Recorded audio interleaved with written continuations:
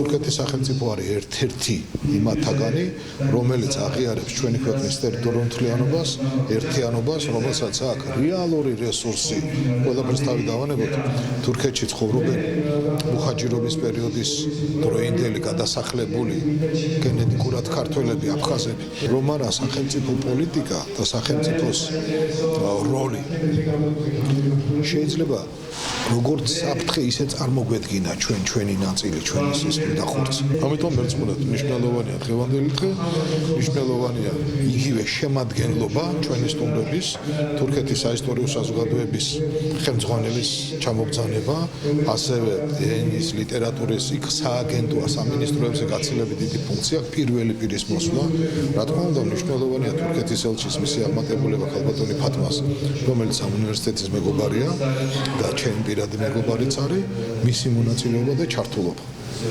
როგორც აფხაზეთის უმაღლესი საბჭოს წარმომადგენელი ჩვენ ვართ ამ სიმპოზიუმის მხარდამჭერები, ოფიციალურად მხარდამჭერები ვართ.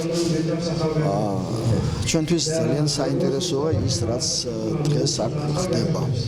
თანამშრომლობა ქართველ და თურქ ისტორიკოსებს შორის და დღეს ჩვენ ვართ მოკავშირეები, სტრატეგიული მოკავშირეები ყველა სფეროში, მათ შორის მეცნიერებაში თუ გნებავთ. ჩვენ გვაქვს უდიდესი პრობლემა, ეს არის ტერიტორიული მთლიანობის პრობლემა, სადაც ისტორიოგრაფიას განსაკუთრებული როლი ენიჭება. სამწუხაროდ ეს ასე იყო და არის, რომ აგრესორი მოდის ყოველთვის ძალადობით და ძალადობასთან ერთად ის იყენებს სიცრუეს, ანუ გაყალბებულ ისტორიას. თურქებთან თანამშრომლობას აი ამ სიყალბის მხილებაში აქვს განსაკუთრებული მნიშვნელობა. თურქია, გურჯისტან. ჩვენს ურთიერთობებს დიდი ისტორია აქვს.